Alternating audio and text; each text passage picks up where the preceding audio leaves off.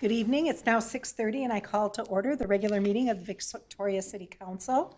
Please join us in the Pledge of Allegiance. I pledge allegiance to the flag of the United States of America and to the republic for which it stands, one nation, under God, indivisible, with liberty and justice for all.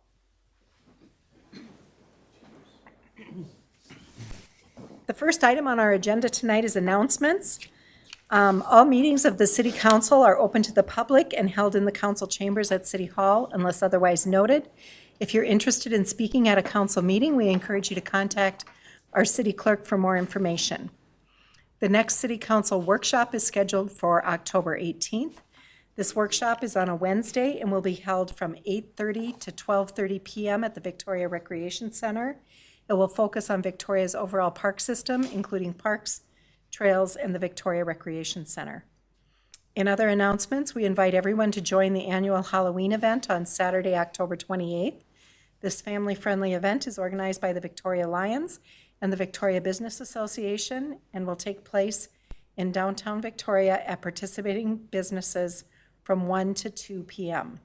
There will also be a family-friendly games in front of Bayfront Park from 1:30 to 3:30, and we hope to see you all there. There are no proclamations this evening, so our next order of business is to adopt the final agenda. Council, can I get a motion to adopt the final agenda? Motion to adopt the final agenda? And a second? Second. We have a motion and a second. All in favor signify by saying aye. Aye. Any opposed? Motion carries. We'll move on to our next item, which is open forum. This is the opportunity for anyone to address the council on an item that is not on the agenda and not an application form that will be coming to the council at a future date. Is there anyone in the audience that would like to address the council? Seeing no one, we'll move on to our next item, which is the consent agenda. Items on the consent agenda are routine administrative and do not require deliberation or are housekeeping items required by law. Consent agenda items are approved with one vote unless someone requests an item to be considered separately. Ms. Hardy, does staff wish to pull any consent agenda items for a separate discussion and vote? None from staff, Madam Mayor. Council, anything from council? Or is there anyone in the audience looking to pull an item from the consent agenda?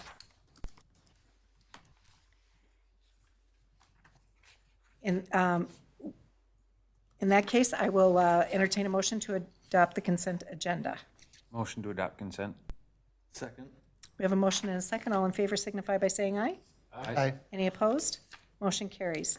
Moving on to our regular agenda, our first item is 6.1, which is the consideration of and the annexation and rezoning for Huntersbrook Creekside. Presenting this evening is our city planner, Brian McCann. Mr. McCann, welcome. Thank you, Mayor and council members. Yes, tonight we have a preliminary plat application request along with an annexation and rezoning for Huntersbrook Creekside. As you're all aware, our platting process includes three phases, the middle one being the preliminary plat, which is what the applicant is requesting tonight. This is where major entitlements are granted and where the city does a majority of its review. In case you're unfamiliar with the area, the project site is for existing parcels that are west of the Huntersbrook development and also west of Victoria Drive, which is Highway 11. It's also in close proximity to the Schmieg Farm and the Marsh Lake Gun Club. Overall, the site is approximately 59 acres in size, including wetlands, wooded acres, and areas of open space. A little background on the proposed development. The Huntersbrook development just to the east received preliminary plat approval for 219 lots. They were approved for 149 lots between two phases of that development. The remaining 70 lots are proposed along with Huntersbrook Creekside tonight. They will be replatted as well as 12 large executive lots with private entrances. So here you can see the first edition of Huntersbrook in blue and the second edition of Huntersbrook in red in the northeast corner. And the Huntersbrook Creekside is what's proposed tonight. You can see the portion here that was also included in the Hunters Brook development will now be part of Hunters Brook Creekside in the green. So the proposed uses that they're asking for are 82 single-family homes, and once again, approvals required are the preliminary plat, annexation, and the rezoning. So here is the preliminary plat. You can see the 70 lots that were formerly part of the Hunters Brook development, as well as the 12 executive lots with the private entrances noted as outlots. Here's their phasing plan for the development. So they're proposing 3 phases. The first phase, 20 units in the green, which, a side note, are also seeking final plat approval from the council tonight. And then the second phase will be 50 units in the red area, and then the 12 executive lots will be their own third phase. So the areas are guided for low density and open space in our 2040 comprehensive plan. This allows for a density range of 2.25 units per acre to 6 units per acre. The project borders are within future land use designations, so the way they have aligned the lots actually meet up with what are the proposed future land use designations. So the residential matches with the lots, and the open space matches up with the wetlands and the wooded parcels. This was recommended by the Met Council, this whole preliminary plat itself, so that they could meet the minimum density requirement. If they were going to do the 12 executive lots on their own, they would not have met the 2.25 acre requirement, but overall the project's net density is coming out 2.28 units per acre. So the request involves an annexation from Laketown Township for parcel 4, which you can see on the right of the screen here. This area is approximately 12 acres that lie within Laketown Township.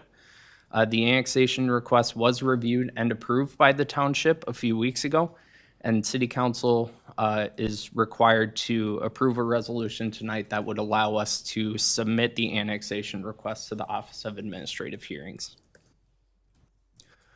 When a property is annexed into the city, it has a default zoning district for agricultural. For us to get the residential zoning that we need, we would be looking to rezone the 12 lots to R1. So those annexed parcels will need to get the R1 zoning designation. A PUD will not be required because all of those lots meet the minimum R1 bulk standards. And then this will be required at the time that they plat for the third edition for those 12 lots. Moving on to site plan and architectural review. We look at the pedestrian connections. So throughout the Hunters Brook, or formerly Hunters Brook area for the Tradition Heritage Homes, they are proposing a 6-foot wide concrete sidewalk. They do not have any proposed connections for the private drives. So as I mentioned earlier, they have 4 private drives throughout the development that they're proposing with hammerhead turnarounds, which would be owned and maintained by the HOA. This has been reviewed and accepted by our fire chief and public works director. So you can see on the left side, there are 3 entrances that would extend to the north from Creekside Lane. And then in the image on the right, there will be 1 entrance extending from Rolling Hills Parkway to the west. For parkland dedication, they had parks and trails that were provided with the Hunters Brook development, as well as an additional cash fee in lieu for the 70 lots that are within the formerly Hunters Brook development. So that area has already been accounted for so that they will receive a credit for the first 2 phases. But for the third edition, we will have to evaluate parkland dedication requirements and what those fees are at the time when they apply for the 12 executive lots for final plat.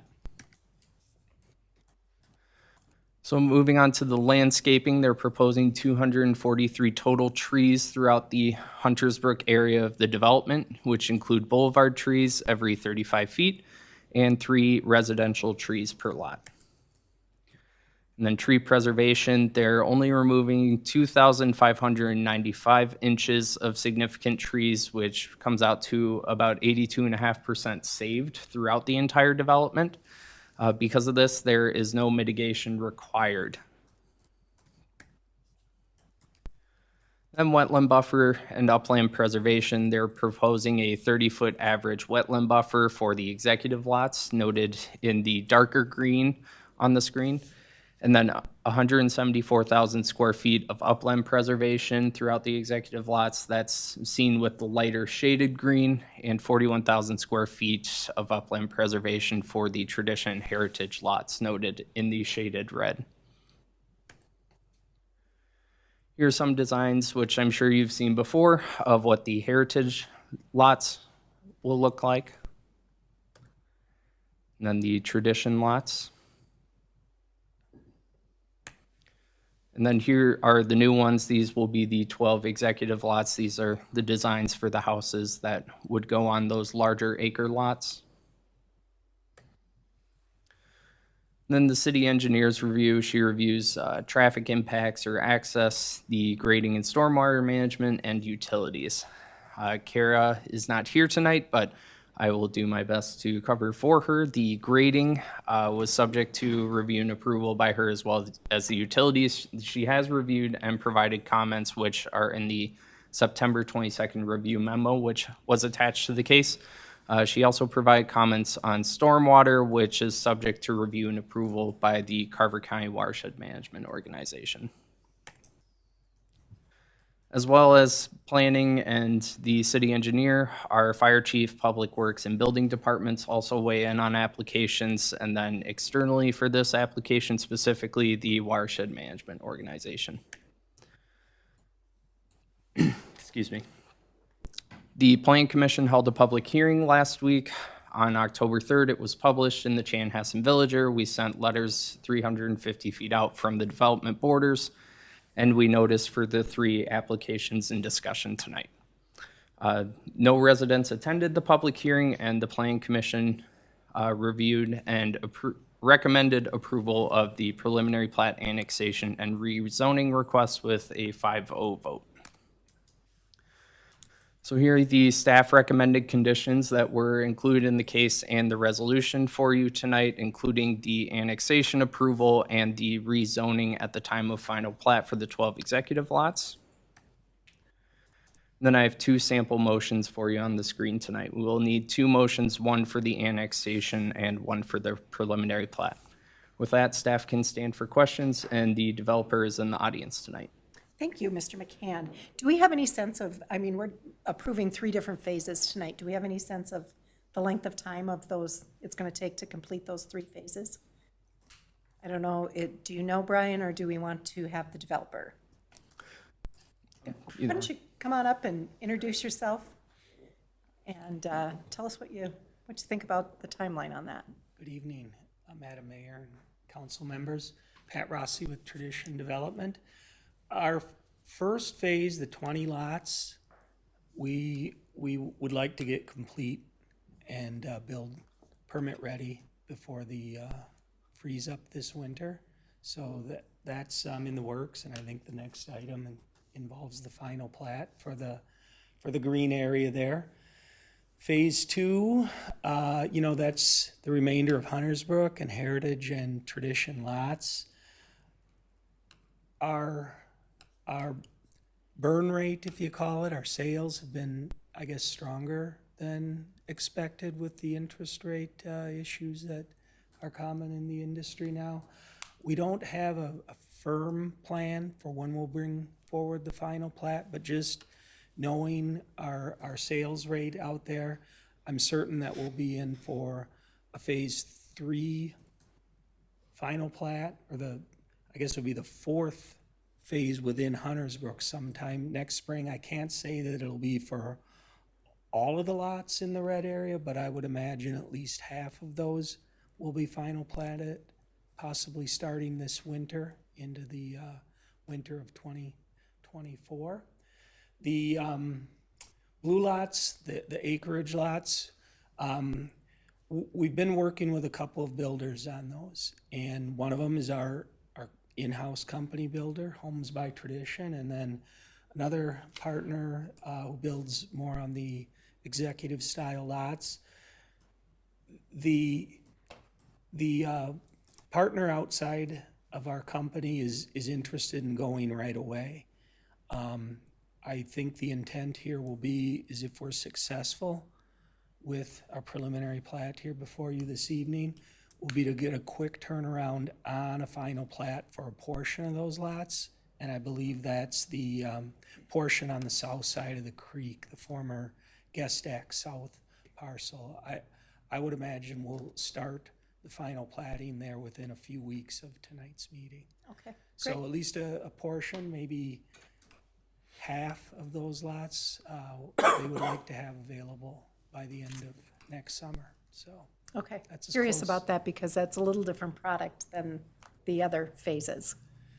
It is, and you know, if we go back in time here and where we started with that parcel, we had a villa layout Yep. for the site that had 41 units on it, I believe. And the issue that we ran into there after you bring a city street through and a 60-foot right-of-way and then dealing with the topography that there is on the site, it was really difficult to meet the minimal tree preservation requirements there. So we went through several other renditions from villa to heritage tradition, and really the only way we thought we could save an appreciable amount of the trees is to convert the plan to these executive home sites that will be custom siting on each lot. And I've walked every one of those lots with our builders and taken some notes and made some plans to adjust the pads as needed to save some of those bigger old growth oak trees that are on that site. Yeah, we certainly appreciate that. That's a pretty special piece of property down there, and it's important to, I'm thrilled that you've saved some of those trees. We're happy we were able to do it and appreciate the staff helping us along that Fantastic. process, so. Great, thank you. Thank you. Council, questions? All right. Seeing none, I will entertain a motion. Motion to adopt a resolution approving an annexation from Laketown Township and submittal to the Office of Administrative Hearings. We have a motion. Can I get a second? Second? We have a motion and a second. All in favor signify by saying aye. Aye. Any opposed? Motion carries. I will entertain a second motion. And then motion to adopt the resolution approving the preliminary plat by Tradition Development for the Hunters Brook Creekside Development with the conditions and findings as proposed by staff. Thank you. Can I get a second? Second. Motion and a second. All in favor signify by saying aye. Aye. Any opposed? Motion carries. Moving on, our next item is item 6.2, the final plat for Hunters Brook Creekside First Edition. Presenting again this evening is Mr. McCann. Welcome back. Yes, thank you, Mayor. I believe we talked about this one pretty recently, so that was a joke. So tonight we have the Hunters Brook Creekside First Edition for the preliminary plat, which was just approved. A little more history on that. The Hunters Brook preliminary plat was approved in 2021 by the City Council, but they are requesting final plat for the first edition tonight from the preliminary plat that was just discussed. So the first edition that we just talked about are 20 lots within the previously approved Hunters Brook area, which was also formerly Rolling Hills. Plans for these 20 lots have not been modified from the previous approvals for those 70 tradition and heritage lots. Moving on. They will retain the planned unit development with R1 underlying zoning, which was rezoned in the Hunters Brook First Edition. And then this area will complete a full loop within the construction site with Hunters Brook First Edition for scenic loop run. Public Works, Fire, and Engineering are very supportive of this because it completes a full loop for emergency access. And the final plat is generally consistent with what was approved with the preliminary plat tonight. So future land use, as I mentioned earlier, this area is guided for 2 1/4 to 6 units per acre. the total net density for the Hunters Brook Creekside development is 2.28, and the net density of this first addition is 3.28. So it falls within our current low density guidance. So here you have the tradition and heritage lots. There aren't any Revere lots proposed with this development, but they do have 9 of the tradition and 11 of the heritage style lots with the setbacks that were approved with the PUD with Hunters Brook. And then just a note that all corner lot side yard setbacks shall be 20 feet. So as I mentioned in my last presentation, the development fees are covered for these because they were already included in the development agreement for Hunters Brook Second Edition, which was part of that $234,000 fee in lieu of land for the Hunters Brook area. So staff's recommendation tonight are the conditions up on the screen that were also included with your packet this evening. And I have a sample motion on the screen. Once again, staff and the developer are here for any questions you may have. Thank you, Mr. McCann, and I will now open the floor for discussion. Council, questions, comments? Pretty straightforward. Great. Seeing no questions or comments, I'll entertain a motion.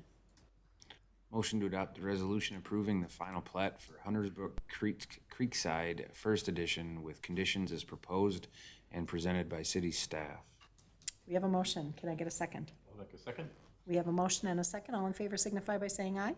Aye. Any opposed? Motion carries. Thank you so much. With that, there are no more items on our regular agenda this evening, so we'll move on to reports and emerging issues. Attorney Vos, you're up first. Anything from you? Yeah, Mayor and Council, just heads up, I know staff probably shared this with you or will. We have gotten some information about the city's ability to participate in a settlement of some lawsuits regarding PFAS, forever chemicals, a word I can't say. One of the defendants is 3M that of course produced a lot of those kind of products. Those products have over time made their way into some of the water supplies around the country, and so there are a very large number of cities that are eligible to participate in these settlements. And there's now some timelines coming up for a decision from you about how you want to deal with that. I think staff has that teed up for maybe your next or one of your next meetings. We could, in theory, talk about that in closed session. I'm not sure how we're going to do it, but that will be coming, and your ability to decide whether you want to participate in the settlements or opt out. And then a few other decision points will be coming forward. All right, thank you. Yep. I think we want to take a minute at this time to let folks know that we have tested our water. They are free of these chemicals, so we are not in any danger here in the city of Victoria. Our water is great, so drink it up. All right, Ms. Hardy, anything from you? Nothing from me personally, but I'd like to maybe offer our city clerk an opportunity to talk about the new art. Ms. Edisfold, please. Yes, Madam Mayor and council members, our continued collaboration with Deb Zeller.